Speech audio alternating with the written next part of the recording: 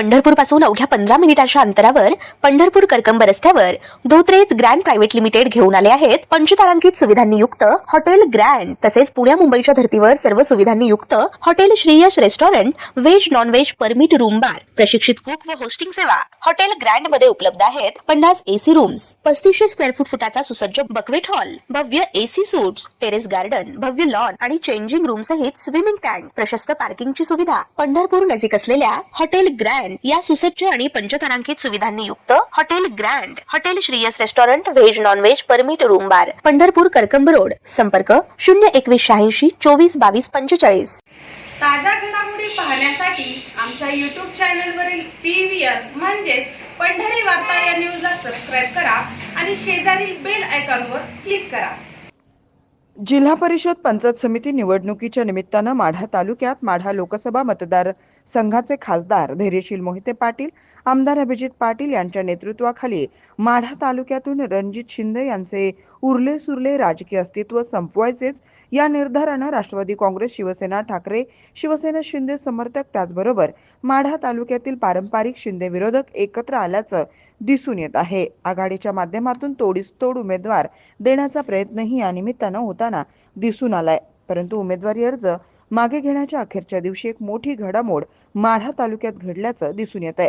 सोलापूर जिल्ह्यात राजकारणात पूर्वीच्या राष्ट्रवादी काँग्रेसमध्ये अथवा आताच्या शरदचंद्र पवार पक्षामध्ये कुठेही बड्या नेत्यांची बंडखोरी असो अथवा नाराजी ती दूर करण्यासाठी म्हणून ज्येष्ठ नेते शरद पवार यांचे खास विश्वासू समजले जात आलेले संजय पाटील घाटणेकर हे शरद पवार यांचे जिल्ह्यातील दूत म्हणून काम करीत असल्याचं दिसून आलं आहे। मात्र उमेदवारी अर्ज माघारी घेण्याच्या शेवटच्या दिवशी थेट संजय पाटील घाटणेकर यांनीच त्यांच्याच पक्षाचे खासदार धैर्यशील मोहिते पाटील व माढ्याचे आमदार अभिजित पाटील यांच्यावर जोरदार निशाणा साधला असून खासदार धैर्यशील मोहिते पाटील व आमदार अभिजित पाटील हे भाजपला मॅनेज आहेत असा खळबळजनक आरोप संजय पाटील घाटणेकर यांनी केलाय। माढा तालुक्याच्या राजकारणात विधानसभा निवडणुकीवेळी तालुक्यातील पारंपरिक शिंदे विरोधकांनी एकत्र येत आमदार अभिजित पाटील यांना पाठबळ दिलं होतं, परंतु नंतर त्यापैकी अनेक जण त्यांच्यापासून दुरावल्याचं दिसून आलं। आता ऐन जिल्हा परिषद निवडणुकीच्या वेळी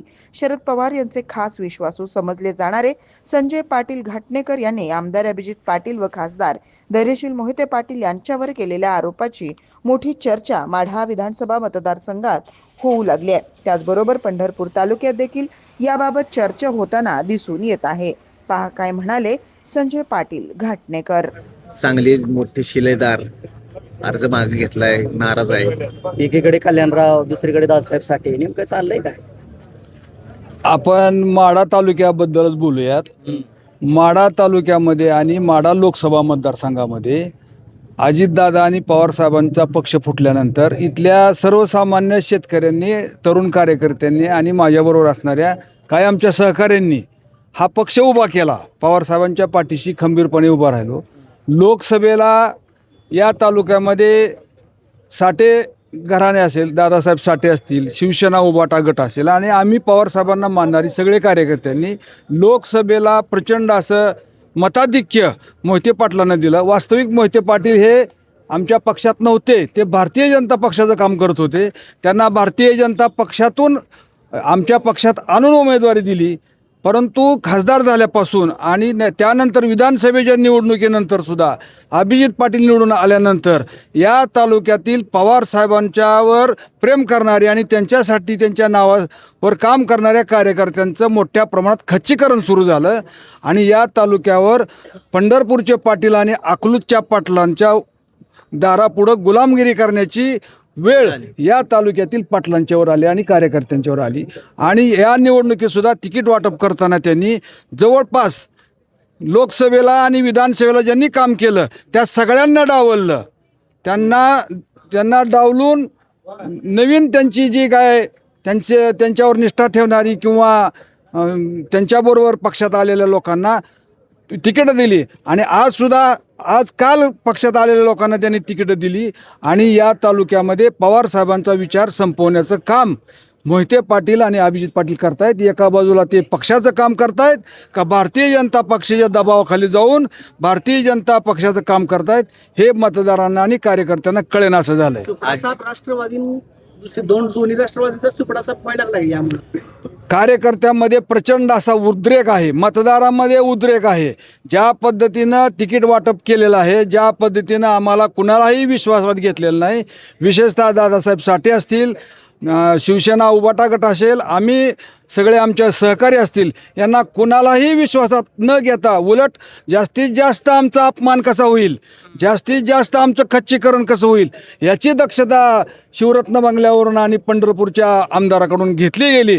त्यामुळं फार मोठा उद्रेक आहे आणि याचा परिणाम काय होईल हा तुम्हाला निश्चितच 7 तारखेला दिसेल. अजित पवारांनी जी काय वेगळी भूमिका घेतली तेव्हा सांगितलं कार्यकर्त्यांसाठी आपल्या ह्याच्यासाठी हे घेतोय, त्यांच्या लक्षात येत नाही का ह्या सगळ्या गोष्टी? नाही. जे पवार साहेबांच्या विरोधात जाऊन ही एवढे मोठी स्टेप घेऊ शकतात, त्यांना ही लक्षात येत नाही गोष्ट.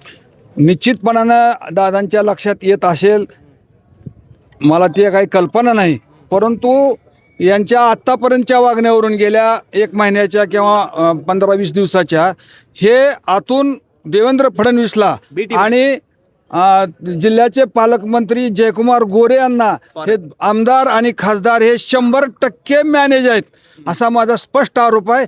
कार्यकर्त्यांना जे निवडणुकीला उभा केलेत त्यांना बळीचा बकरा करायचं ह्यांचं काम आहे. हे आपल्याबरोबर नाहीत, हे उद्याचे आपले राहिलेले नाहीत, हे मी पवार साहेबांनाही सांगितलेलं आहे. आणि त्यामुळं निवडणुकीचा निकाल मतदार काय देतील हे काय वेगळं सांगण्याची गरज नाही. आपली भूमिका काय असणार पुढे आता? आमची भूमिका स्वाभिमानाची असेल. या तालुक्याचा स्वाभिमानाला ठेच लावण्याचं काम ह्या खासदारांनी आमदारांनी केलेलं आहे. हा माढा तालुका हा स्वाभिमानी कार्यकर्त्यांचा तालुका आहे आणि माढा तालुक्याचा स्वाभिमान काय असतो हीच आमची भूमिका इथून पुढच्या काळात असेल. युतीचा काय परिणाम? युतीचा कुठल्या युतीचा? बाण आलंय, 2 राष्ट्रवादी आले, कुठं उभाटा आहे, कुठं तर कुणाला कोणचं चिन्ह आहे आणि कोण कोणत्या पक्षावर उभा आहे ह्याला माझ्या लेखी काय महत्व नाही बरं का. ते काय अजून आता 3 वाजता स्पष्ट होईल, कोणी विड्रॉल केलेत कोणी ठेवलेत त्याला महत्व नाही. यांनी करतानाच माणसात माणूस ठेवायचा नाही आणि माणसात माणूस न ठेवल्यामुळे आपोआपच सगळे पडणार आहेत. हीच व्यूहरचना त्यांनीच केलेली आहे. लोकांनी काय बघून मतदान करावं? लोक आता चिडलेले आहेत ह्यांच्यावरती. आता काय त्याच्या चिडल्यामुळं काय उद्या करतील काय सांगता येत नाही.